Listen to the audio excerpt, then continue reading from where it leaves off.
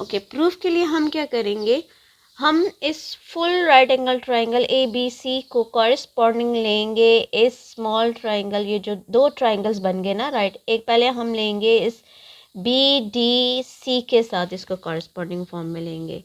ठीक है, जैसे देखो अगर ये बी डी सी ये है ना हमारे पास ये ट्राइंगल, इसके साथ हम लेंगे इस फुल राइट एंगल ट्राइंगल को। तो ये मैं आपके अंडरस्टैंडिंग के लिए इस पूरे ट्राइंगल को यहाँ नीचे ले आती हूँ। ठीक है, ये हमारे पास इस फुल राइट एंगल ट्राइंगल को हमने कॉरेस्पॉन्डिंग फॉर्म में ले लिया बी डी सी के साथ।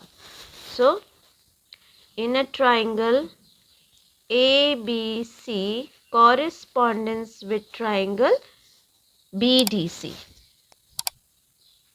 Triangle BDC. Now make them congruent. इन दोनों कॉरेस्पॉन्डिंग ट्राइंगल को हमने कॉन्ग्रेंट करना है। तो अब ये देखें, इस फुल राइट एंगल ट्राइंगल को देखें तो इसमें बी वर्टेक्स पे 90 डिग्री ये है, और ये जो हमने ट्राइंगल लिया है बी डी सी, इसमें डी वर्टेक्स पे 90 डिग्री है, मीन्स के both are right angles.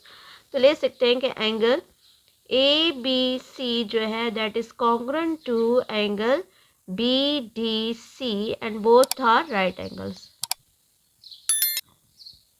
Both are right angles. Okay, अब ये देखिए इस फुल राइट एंगल ट्राइंगल में ये सी और इस बी डी सी ट्राइंगल में ये सी, दोनों की एक ही पोजीशन है। अब देख लें ये पूरा ट्राइंगल अगर मैं यहाँ उठा के, तो सी वर्टेक्स जो है वो उसी जगह पर आ रहा है जो फुल राइट एंगल ट्राइंगल में। ठीक है, सो हम ले सकते हैं angle C is congruent to angle C, both are self congruent angle.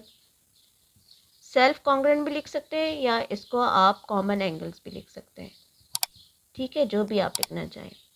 तो both are self congruent angle. Okay, अभी देखिए राइट एंगल ट्राइंगल की बात आ रही है। तो राइट एंगल ट्राइंगल में मैंने आपको कॉम्प्लीमेंट्री एंगल्स अभी पीछे बताया है कि अगर किसी भी राइट एंगल ट्राइंगल में एक 90 डिग्री हो जाए और दूसरा जो है सेल्फ कॉन्ग्रुएंट एंगल, मतलब अगर ये 30 डिग्री का एंगल है, ये भी 30 डिग्री का एंगल हो, ऑटोमेटिकली ये 60 डिग्री का होगा, और ज़ाहिर है ये भी 60 डिग्री का होगा क्योंकि both are the complementary angles.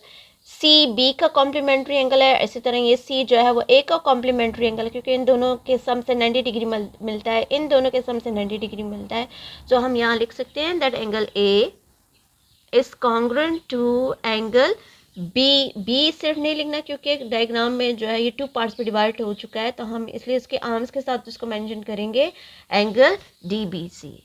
So D B C both are the complement of the और complement of angle C. Reason में क्या लिख लेंगे, ये कॉम्प्लीमेंट है ऑफ एंगल सी, दोनों जो है वो सी के कॉम्प्लीमेंट है ना।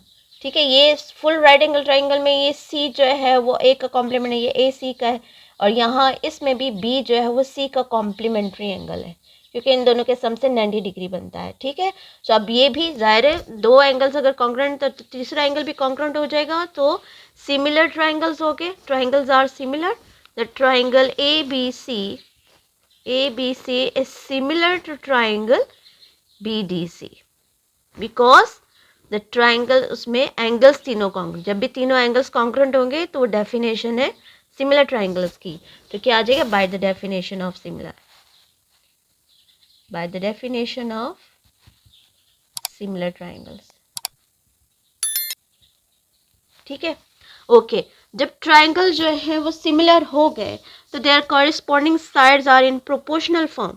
तो अब ये देखिए इनकी कॉरेस्पॉन्डिंग साइड जो है वो अब कॉरेस्पॉन्डिंग कैसे है, हाइपोटेनस साइड जो है वो हाइपोटेनस के इक्वल होगी। ठीक है, और बेस साइड जो है बेस के इक्वल होगी। तो यहाँ हम देखें सबसे पहले तो हाइपोटेनस साइड को देख लो, इस ए बी सी में ये 90 डिग्री है, 90 की opposite side that is H. बोल स्टार्ट में मैंने कहा है कि ये एच साइड है। ठीक है, इसका एच ले लेंगे तो एच साइड हमारे पास ए सी आ रही है, तो हम यहाँ ले सकते हैं दैट ए सी, तो इसके ए सी की कॉरेस्पॉन्डिंग साइड, तो 90 डिग्री जो है वो डी वर्टेक्स पे है, तो डी का ये ऑपोजिट साइड ये एच होगा, ये साइड एच होगी।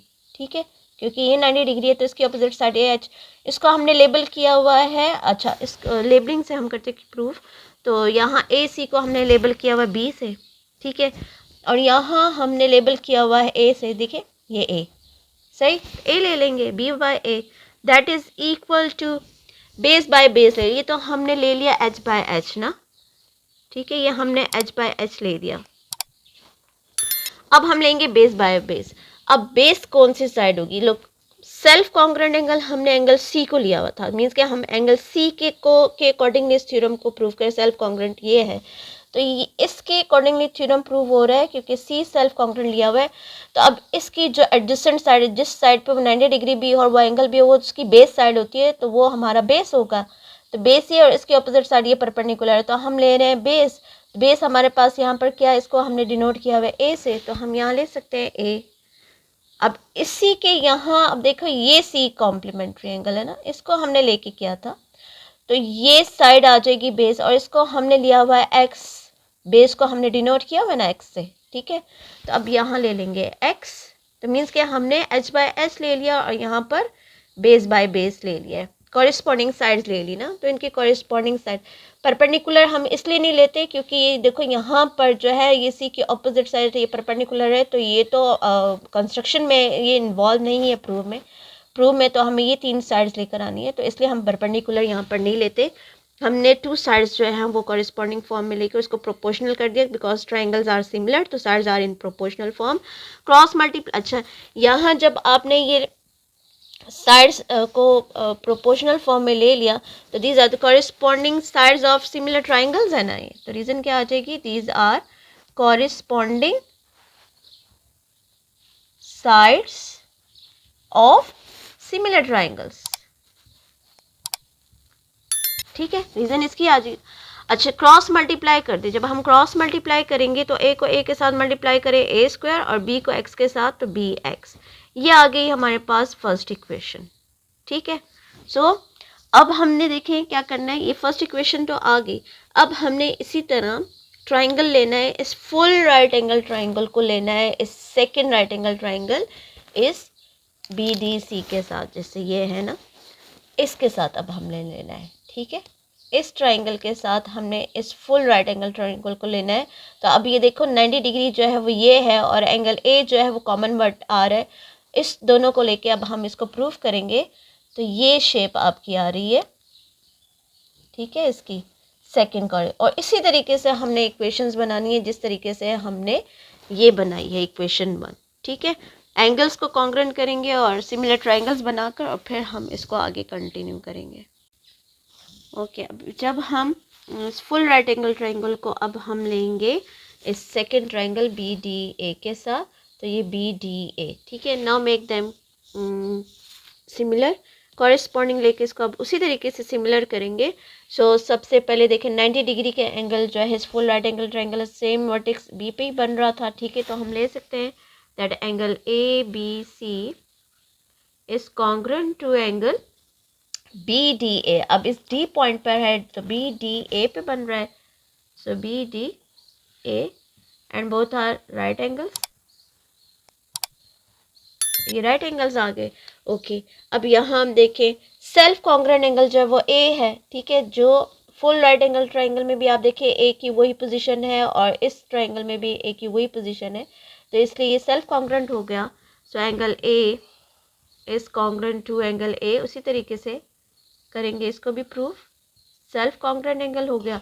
ओके सो एंगल ए का कॉम्प्लीमेंट एंगल सी है, सो हम ले सकते हैं that angle C is congruent to angle, यहाँ पर एंगल ए का कॉम्प्लीमेंट्री एंगल जो वो यहाँ ये बी है, तो ए बी डी ले लेंगे, तो angle A B D complement of angle A, ठीक है, एंगल ए का ही कॉम्प्लीमेंट है, so triangles are similar, ABC is similar to triangle ABD, वही रीजन आ जाएगी by the definition of similar triangles। अच्छा now as the triangles are similar, so again their corresponding sides are in proportional form, so we take H by H और B by B, base by base लेंगे, तो यहाँ 90 degree B vertex पे है तो वही same H जो है वो हमारे पास बी ही आएगा, यहाँ जो है वी डी वर्टेक्स पे 90 डिग्री है तो इसकी opposite side C that is H, तो यहाँ पर ये एच है, ठीक है, सी, तो इसको हम ले लेंगे C that is equal to base. अब लोग ये हमारे पास एंगल है ना, ठीक है, इस पे हम ये इस एंगल ए के अकॉर्डिंगली हमने इस आगे कंटिन्यू किया, कैलकुलेशंस की हैं, तो ये बेस साइड आ गई, ठीक है 90 डिग्री, और ये एंगल ए इस साइड पे बन रहा है, तो ये बेस साइड होगी, तो मीन्स कि सी आ जाएगा, सी बाई, और यहाँ पर ये एंगल देखिए एंगल ए है और इसी लाइन पर डी है, तो ये इसकी एडजेसेंट साइड है, तो ये बेस हो जाएगा, तो बेस को हमने डिनोट किया हुआ बी माइनस एक्स के साथ, तो क्या आ जाएगा यहाँ पर B minus X cross multiply. अच्छा, यहाँ वही रीज़न आ जाएगी कि ये corresponding sides of similar triangles हैं, ये corresponding sides of similar triangles. अच्छा, अब ये सिमिलर ट्राइंगल्स आ गए, सो क्रॉस मल्टीप्लाई करके सेकेंड इक्वेशन बना ले जिस तरीके से फर्स्ट बनाई थी। सो क्रॉस मल्टीप्लाई करें तो क्या आ जाएगा, C square is equal to B into B minus X, और C square is equal to B square minus B X, ठीक है, बी को एक्स के साथ। यह हमारे पास आ गई सेकेंड इक्वेशन, ठीक है। अभी देखिए हमने पाइथागोरस थ्योरम में एडिशन को प्रूव करना है ना, सम ऑफ द स्क्वायर। सो अब दोनों इक्वेशंस को हम क्या कर देंगे, ऐड कर देंगे। फर्स्ट इक्वेशन को और सेकेंड इक्वेशन को ऐड कर दें, सो फर्स्ट इक्वेशन हमारे पास थी B square, add equation 1 and 2। First equation हमारे पास थी, मैं यहाँ पे लिख देती हूँ, that is B A square is equal to B X C ना, ठीक है, ये हमारे पास फर्स्ट इक्वेशन थी। तो लेफ्ट को लेफ्ट के साथ और राइट को राइट के साथ करेंगे, तो ये आ जाएगा A square plus C square that is equal to, यहाँ बी एक्स है तो बी एक्स ले लिया, प्लस, और इसकी राइट हैंड साइड जो है वो B square minus B X, ठीक है। रीजन में क्या लिख लेंगे, ऐड इक्वेशन 1 एंड 2, दोनों इक्वेशंस को हमने ऐड किया है। तो अब ये देखो, ये A square plus C square तो एज इट इज आ जाएगा, A square plus C square that is equal to, यहाँ हम देखिए बी एक्स कैंसिल हो रहा है, क्या रह गया, जस्ट बी स्क्वायर।